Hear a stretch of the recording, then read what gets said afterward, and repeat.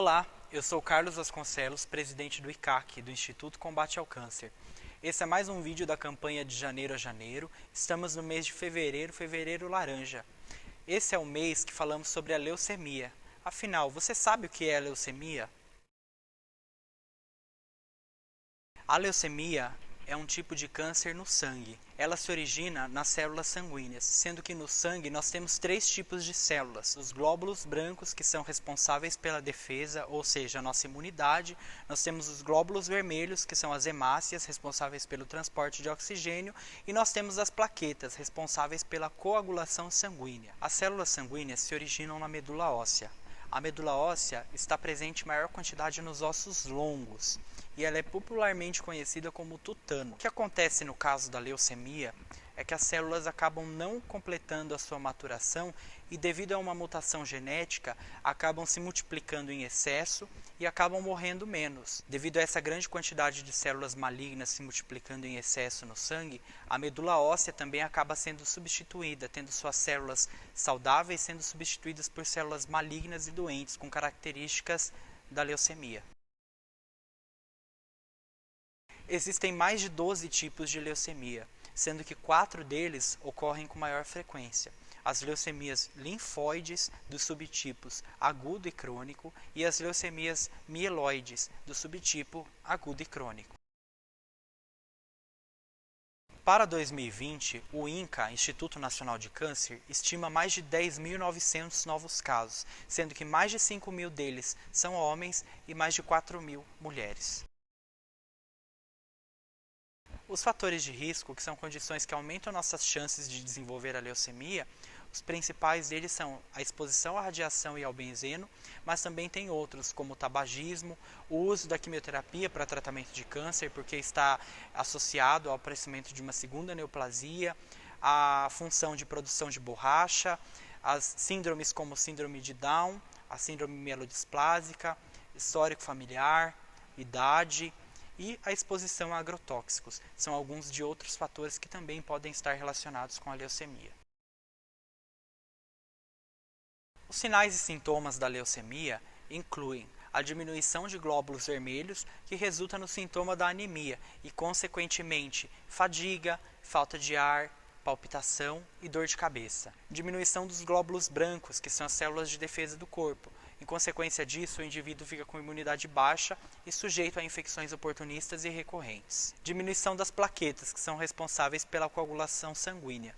Em consequência disso, o indivíduo pode apresentar sangramento pela gengiva ou nariz e hematomas, como manchas e pontos roxos na pele. Gânglios aumentados, mas sem dor, principalmente na região do pescoço e das axilas.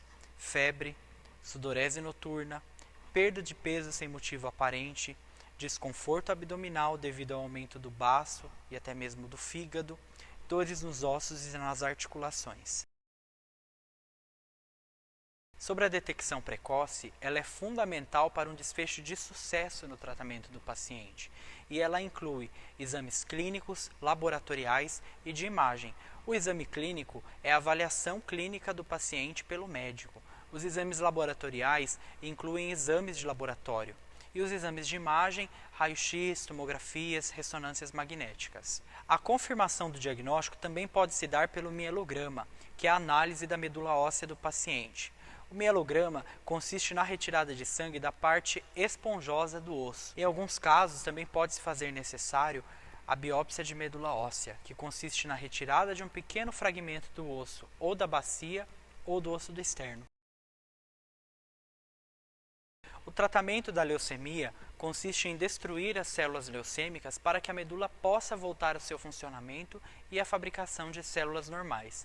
Ele consiste em quimioterapia, radioterapia, terapia-alvo e, em alguns casos, até mesmo transplante de medula óssea, que requer um possível doador compatível com o receptor, no qual o doador terá que ser 100% compatível com o receptor para que o tratamento seja eficaz. A terapia de suporte é o cuidado que é empregado pela equipe que deve ser multidisciplinar na melhora dos sintomas do paciente. E isso inclui, por exemplo, nos casos de imunidade baixa, o uso de antibióticos e outros medicamentos para aumentar a imunidade.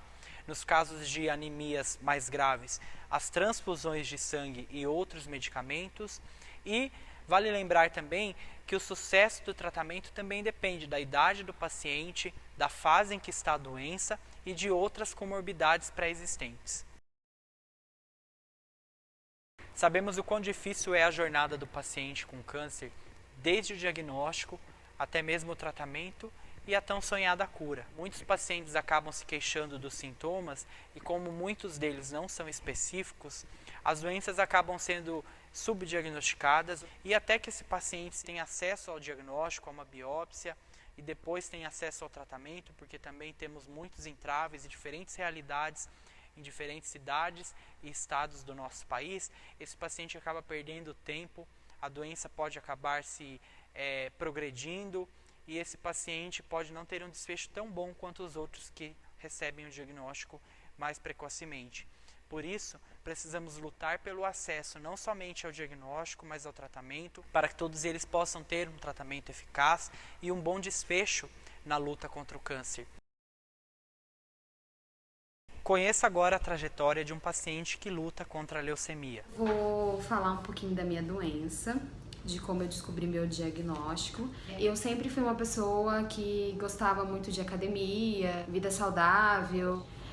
Eu comecei a fazer o circuito da academia, que é onde eu malho, e eu comecei a ficar muito cansada. Eu sentia um cansaço diferente. E também alguns hematomas começaram a aparecer no meu corpo. Foi quando eu comentei com uma amiga minha, e ela falou: Cris, você tem que procurar um médico. Aí eu falei assim, é só um roxinho, cara, vai passar, sei lá. De um dia para o outro, a minha perna apareceu mais de 20 roxo. Aí eu passei no médico, daí ele pediu uns exames pra mim. Eu fiz os exames na sexta-feira. Quando foi segunda, o hospital me ligou falando que tava pronto os exames. Daí eu questionei, falei: moça, a moça disse pra mim que era daqui 20 dias que ia ficar pronto o resultado do exame. Como você tá falando pra mim que já tá pronto? Ela me ligou 7 horas da manhã, eu estava de folga. Pensa num estresse que eu já fiquei, né? Que eu queria dormir até 1 hora.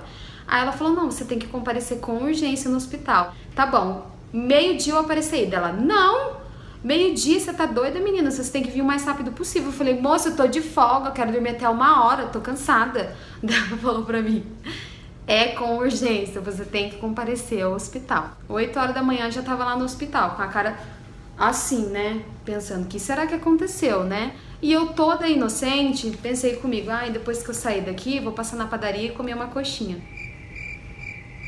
Uma coxinha, né? Porque eu tava com vontade, eu tava na minha folga, meu direito, né? Cheguei lá, sentei na mesa do médico, ele falou pra mim assim: olha, seu nome é Crislane, né? Eu não sou especialista dessa área e eu só vou dar a notícia pra você, tá? Eu falei: tá bom. Você... E do nada assim, na cara, bebê.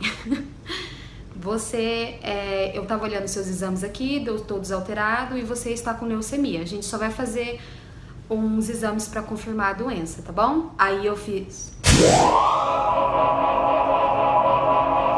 e fiquei muda durante uns 5 minutos, juro. Ele olhou pra mim: você tá bem, senhora? Aí pronto. Aí eu comecei a chorar, eu não parava mais de chorar, meu mundo pareceu que desabou, achei que o mundo ia acabar, passou um filme na minha cabeça, nunca tinha acontecido isso comigo. Confesso pra vocês que eu fiquei bem abalada, né? Porque não é todo dia que você vai sentar numa mesa, você passar no pronto atendimento, a pessoa falar: olha, você tá com câncer, tá bom? Então, e foi assim que eu recebi a minha notícia. Eu chorei horrores, parei o hospital e também falei assim pro médico, todo inocente: olha, muito difícil essa notícia pra mim, eu vou em casa, eu dou risada, eu vou em casa e depois eu volto mais tarde. Não, senhora, você não pode voltar mais tarde, você já tem que internar.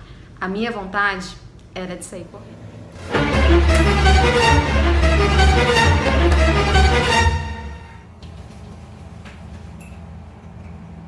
Mas eu não pude fazer isso. Bem diferente pra mim. No começo eu estranhei mais, porque eu sou uma pessoa que eu não tinha tempo pra nada. Tadinho, nem pro meu cachorro, que aqui comigo. Eu acordava muito cedo, trabalhava, depois ia pra academia, depois chegava, depois fazia janta e depois dormia. Eu fiquei 34 dias internada. Então no começo pra mim foi bem difícil. Agora que eu tô me adaptando a essa rotina de todos os dias levar uma picadinha pra saber como que tá meu exame de sangue. Não. Gente, em nenhum momento eu pensei em desistir. No começo eu fiquei bem chateada, bem triste, chorei bastante, mas em nenhum momento eu achei que eu ia morrer. E isso que aconteceu comigo me trouxe a um reencontro com Deus. Então, eu nunca pensei que eu ia morrer. Eu sempre pedi para Deus também misericórdia também, porque leucemia é uma coisa muito séria, é uma coisa que mata. Não é uma coisinha desse tamanho. Então, eu sempre tive Deus comigo e isso que me fortalece todos os dias. E outra coisa que me ajudou também foi que eu sempre fui uma pessoa meio louca. Sempre, a vida toda. Se não fosse o meu noivo, eu tinha saído correndo do hospital. Então, eu não sou uma pessoa muito normal. Então, eu tento levar as coisas por outro lado, não tento me abater. Lógico que, que nem é todo dia que você tá bem, né? Que você vai ficar rindo. Não. Eu tenho dias ruins também, que é quando eu faço químio, que eu fico um pouco mais baqueada, mas depois passa, porque na vida da gente nada é eterno. Então, hoje eu tô bem, graças a Deus. Meu noivo é uma pessoa muito especial pra mim, porque desde o começo ele sempre esteve do meu lado, ele nunca pensou em me abandonar. Ao contrário, ele sempre me deu força, sempre falou: amor, você tem que continuar, você não pode parar. E você também não pode desistir. Você não pode me deixar aqui, olha que belezinha. Então eu faço tudo isso pela minha família. Minha família também sempre esteve do meu lado. Eles nunca me deixaram sozinha. Inclusive eles mandam mensagem todo dia pra saber como que eu tô. Eu falaria pra ela ter muita fé em Deus, se apegar muito com Deus, nunca pensar em desistir, porque é isso que a doença, querendo ou não, ela faz com a gente, ela quer que a gente desista. Pra mim, eu sempre falo isso até pros meus amigos, que o câncer, ele é como um bicho. Se você deixar, ele te consome por inteira. Então, sabe, sempre trazer alegria pro coração, pensar em coisas boas, quando estiver triste, fazer uma oração, ou até mesmo assistir coisas que te alegram, não assistir coisas que te entristecem, procurar ficar perto das pessoas que você ama e nunca desista, porque toda batalha tem um fim, e o fim é vencer. Em outubro de 2017, eu fui diagnosticada com leucemia, LMA. Eu fiz 4 ciclos de quimioterapia, entrei em remissão. E quando eu entrei em remissão, o hospital onde eu tratava falou assim: olha, aqui o tratamento para você acabou. Eu preciso direcionar você a um médico que faz transplante de medula, na verdade um hospital que faz transplante de medula, porque aqui a gente não faz esse tipo de transplante. Eu estava torcendo para não precisar, porque eu não queria de jeito nenhum. Eu ouvia várias pessoas falando várias coisas e eu tinha muito medo, assim, do que poderia acontecer. Fui, marquei uma consulta com a médica, ela me avaliou os meus exames, ela falou assim: olha, Cris, você é um risco intermediário, então você é uma paciente que eu transplantaria sim, e você ainda tem um irmão que é compatível a você. E se você não tivesse um irmão que fosse compatível, até pensaria assim, mas como você tem, eu acho melhor transplantar. Meu irmão fez vários exames de sangue pra ver se estava tudo bem com ele. Quando eu internei, eu tinha acabado de tirar um Hickman, que eu tinha aqui na verdade o Hickman não, eu tinha um PIC. Tinha acabado de tirar o PIC. Quando passaram o Hickman, que ele foi introduzido por aqui e ele parava mais ou menos aqui, ele ficou meio penduradinho, não é muito bonitinho não. Eu vou ver se eu consigo colocar a foto pra vocês darem uma olhada.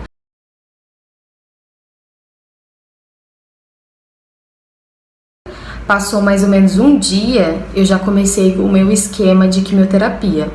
Porque quando você vai fazer um transplante, primeiro você faz uma quimioterapia, até rádio, depende do caso. No meu caso não precisei de rádio, para matar a sua medula antiga para você receber uma medula nova. Eu fiz 4 dias de quimioterapia e com 2 tipos de quimio, que é fludarabina e busulfano, alguma coisa assim. E depois eu descansei 3 dias. Na verdade, descansei 2. Aí no terceiro dia de descanso eu já fiz a infusão, que é da medula nova.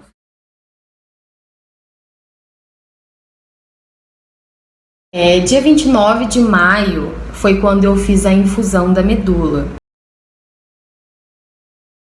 Não vou mentir pra vocês, é uma quimioterapia muito forte. E quando eu comecei, assim, nos primeiros dias, eu tava super bem. Tava super ótima, não tava com nada.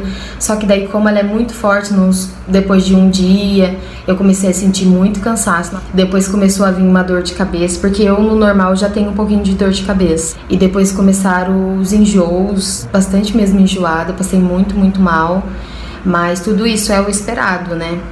E eu fiz, a infusão foi dia 29 de maio. E depois, com 23 dias, a minha medula pegou.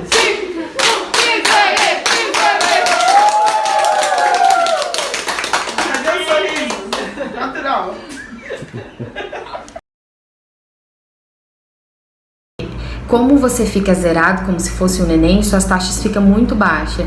Tipo, você transfunde bastante, eu recebi bastante sangue, bastante plaqueta.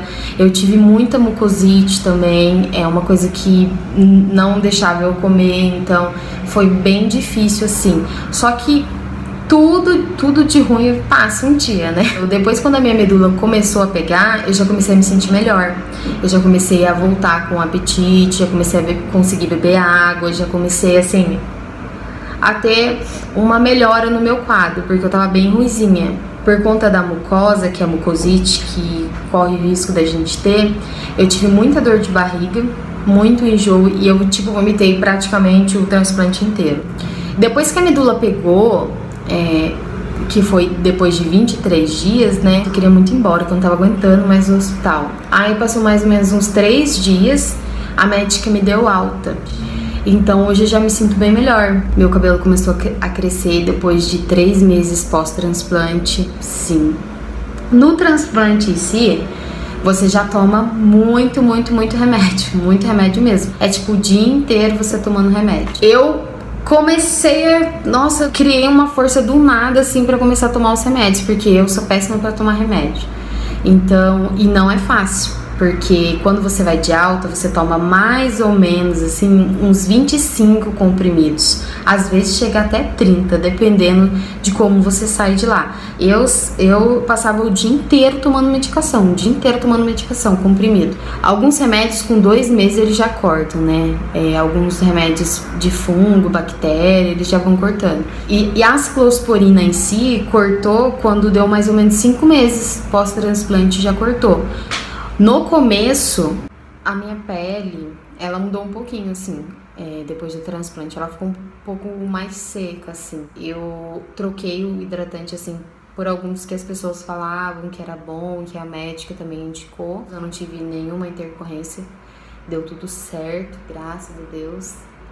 E, assim, para as pessoas que vão fazer transplante, não tenha medo. Eu sei que é difícil. Eu já vi vários vídeos de pessoas relatando sobre o transplante e eu tinha muito medo. Correu tudo bem, eu espero que ocorra com você também. Não fiquem se apegando às coisas ruins. Eu sei que é difícil, as coisas ruins que aconteceram com outras pessoas, sabe? Pense positivo, pense pra frente e vai dar tudo certo. Tô aqui torcendo por cada um de vocês que vão fazer transplante de medula ou que estão fazendo também algum tratamento. Convido você a se juntar a nós na campanha de janeiro a janeiro, mês fevereiro, que é a cor laranja. Use uma roupa, uma fita ou um acessório da cor laranja, poste nas suas redes sociais e nos marque e use as hashtags da campanha. Hashtag combate ao câncer, hashtag Lips no combate ao câncer e hashtag fevereiro laranja. Nos vemos nos próximos vídeos. Até a próxima!